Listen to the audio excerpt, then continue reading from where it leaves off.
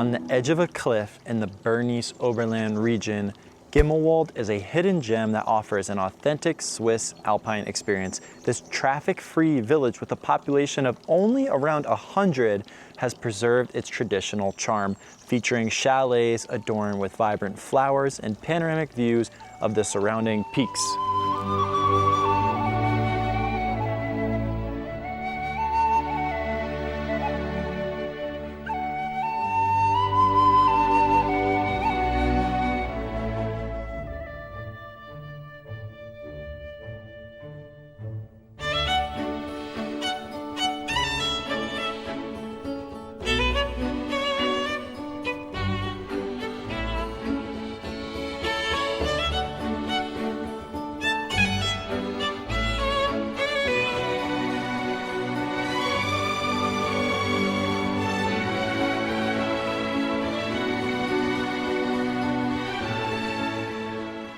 One of the most exhilarating experiences in this area is the Mürren to Gimmelwald Via Ferrata. This 2.2 kilometer route descends from Mürren to Gimmelwald, offering adrenaline-pumping experiences such as traversing narrow ledges, crossing suspension bridges, and navigating steep ladders, all while secured to a steel cable. The highlight is the Napolis Bridge, an 80-meter-long suspension bridge hanging 1,500 feet above the valley floor, providing unparalleled views of the Bernese Alps. The Via Ferrata is typically open from June to October and is free to access, though renting safety equipment is necessary and does cost about $150.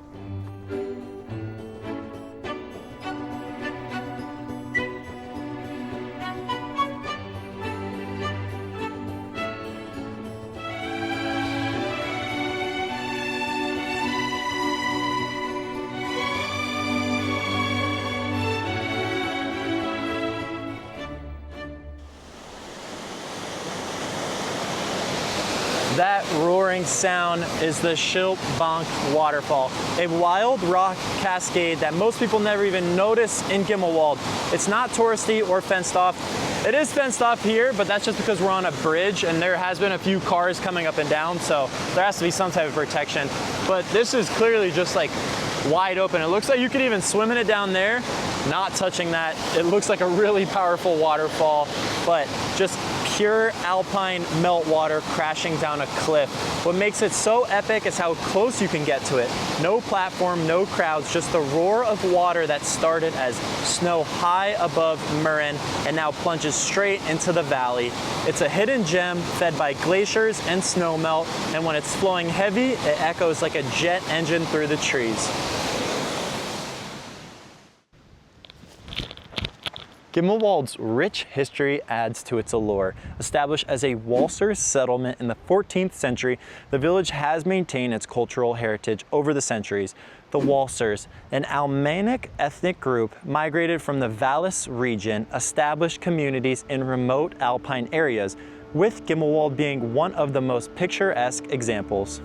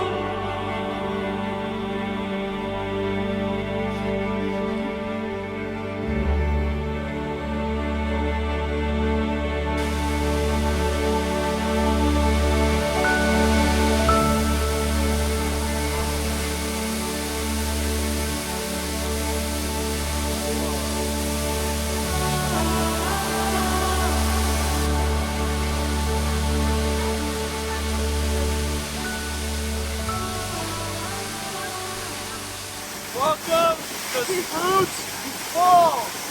It took a while to get up here. Look at the path we had to go. Wow.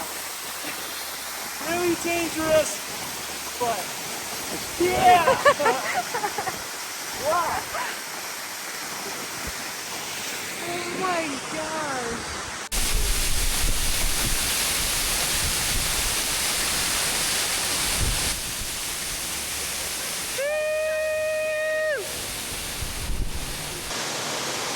You hear that? It's because we're behind a waterfall right now.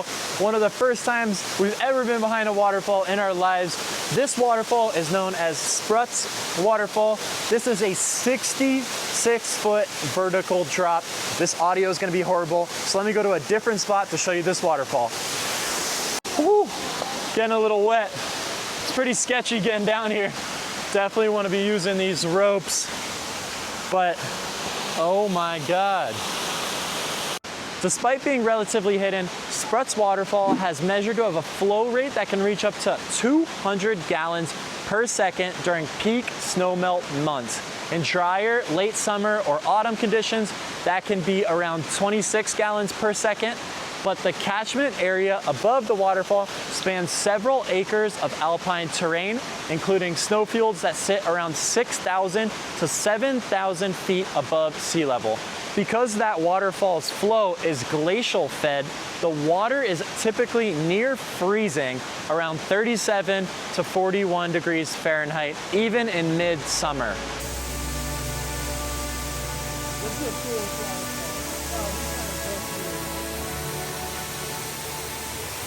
The path behind the waterfalls, which we were just at, isn't man-made at all. It's actually natural. It's eroded over centuries by both water and glacier movement, which creates a natural rock overhang about 15 feet deep.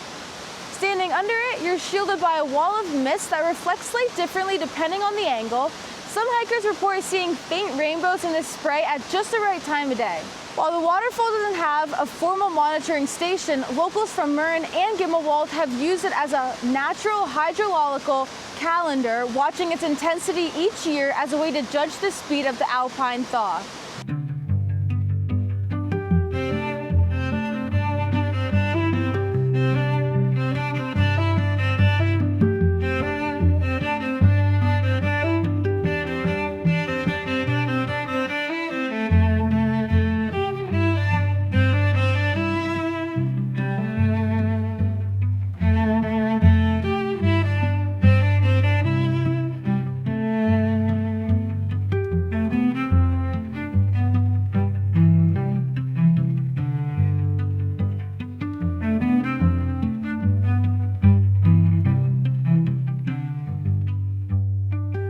Gimmelwald might look like a sleepy little cliffside village in the Swiss Alps, but it's actually one of the most historically resilient and fascinating communities in all of Europe. Most of the homes here were built centuries ago with stone cellars and upper levels made from sun-blackened spruce wood, not painted, just naturally weathered over time. Each house was usually built for two families, one living on the left and one on the right, and wooden roofs held down by massive stones to survive the brutal alpine winds. The oldest house still standing dates back to 1658. But a very sad fact is that 9 years later, the Black Death swept through the village, killing around 60% of the population in only 4 months. One home even went without a roof for 2 years because everyone who was in the building passed away. During this plague, two factions emerged. The authorities in Interlaken actually demanded the sick isolate themselves, but the local anti-contagion group, calling themselves anti-contagionists, believed the plague was only God's punishment and actually refused to isolate. They visited each other actually on purpose. Needless to say, it did not end well. As time went on, things did not get easier. In the 1800s, poverty was so intense in the valley that many families left for America, settling in places like North and South Carolina. By 1873, only 75 people lived here. The population rebounded in the 1930s to about 230, but today, fewer than 100 residents remain, most of them being farmers or retired villagers, but young people struggle to stay because housing is very scarce and jobs are limited.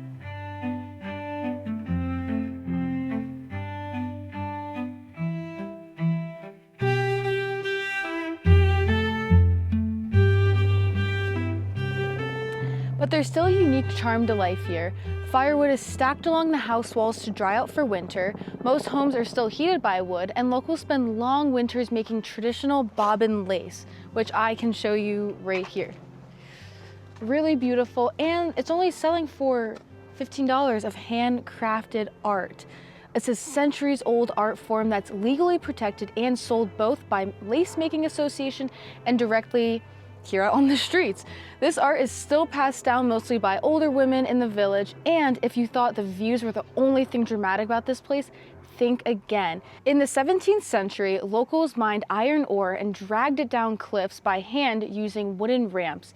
That ore was hauled to furnaces near Lauterbrunnen, a trip that took 12 hours just one way.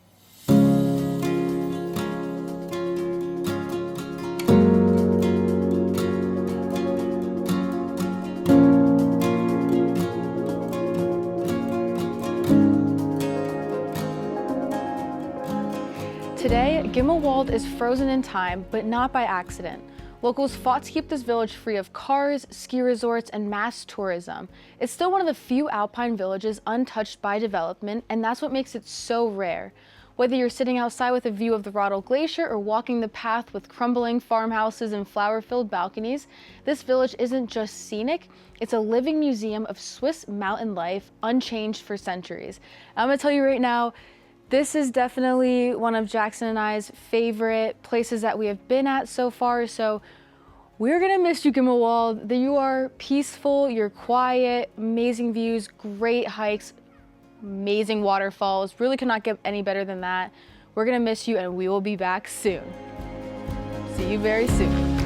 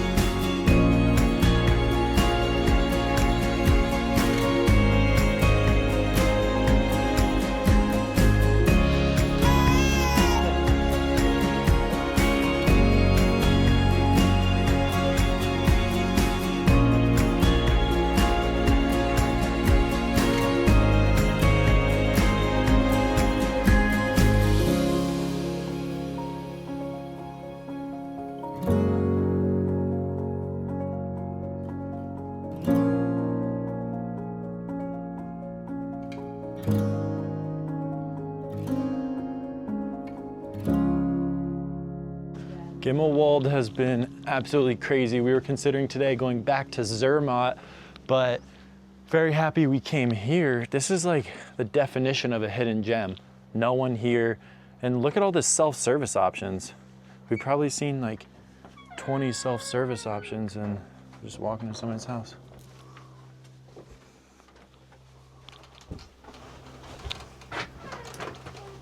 Whoa.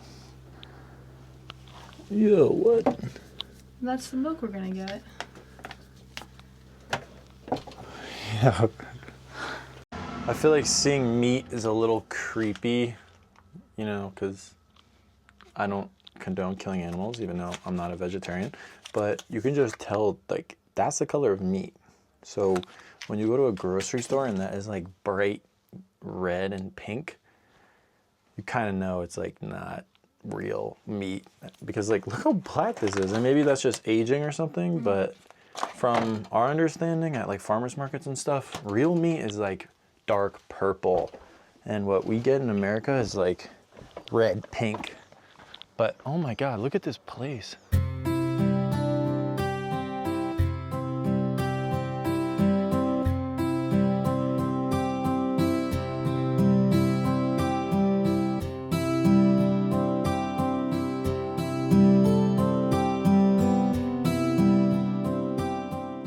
All of these bells behind me have to be some type of championship or medal. All of them have different years on them. There's also some mountain goat horns over there.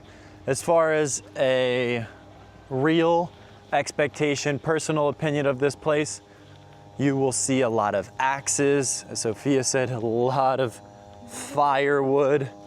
Axes, firewood, animals, children, you know, doing garden work, children on mountain bikes. Seems like, I mean, you know, you have to have like a really specialized car here for the snow and stuff. So you would assume everyone here is probably incredible bikers and, you know, skiers and stuff like that. But yeah, just a very quiet, all wooden houses. You know, these people are definitely the type of people that like get their hands dirty and like live somewhat of a hard life that we assume to be like really peaceful, which it probably is, but you really have to like work for everything, take care of all your animals. I mean, I guess that's just like farmers in general, but yeah, every building, super old wood. There's a lot of self-service here.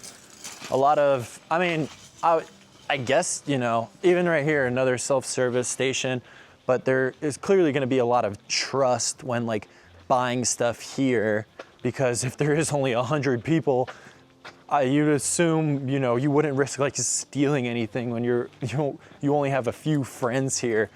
But when it comes to tourists being here, I mean, obviously everybody's gonna be respectful and not actually take anything, hopefully. But yeah, this place was beautiful. Very, very small village, but it felt really alive. Yeah. So happy we came here. Overall, maybe 8, 7? Yeah, 8, 7, yeah, for okay. Sure. Look at these kids. There's some tree houses here. We're heading on the gondola to Murren. Okay, never mind, we just missed it. Okay. Yeah, there's no one in there. I think they always got a shower. Yeah, they're all...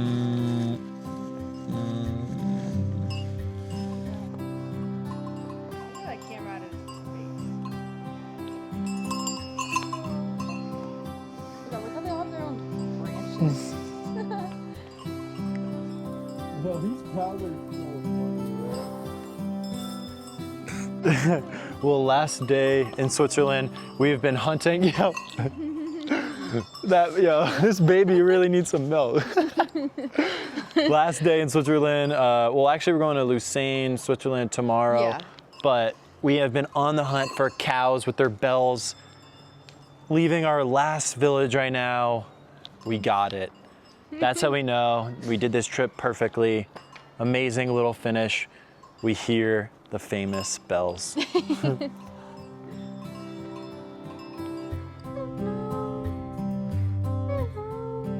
you just bathe in the sun. Look at your little face. Hello.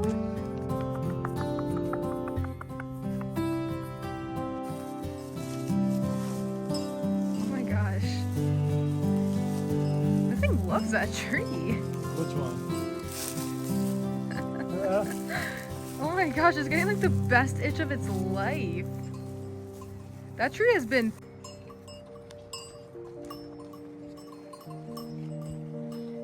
Dude, lay off, bro. The mom's literally trying to... I'll get that camera out of his face. Hello.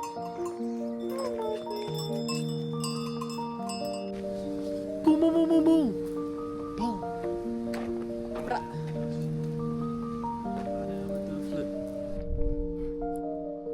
God, my forehead. Nope. I was lucky about the same.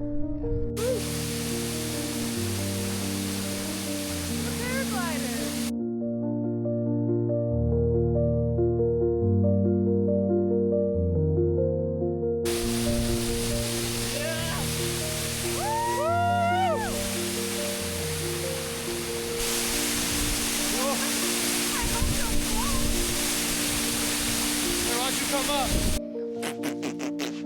They're gonna walk off.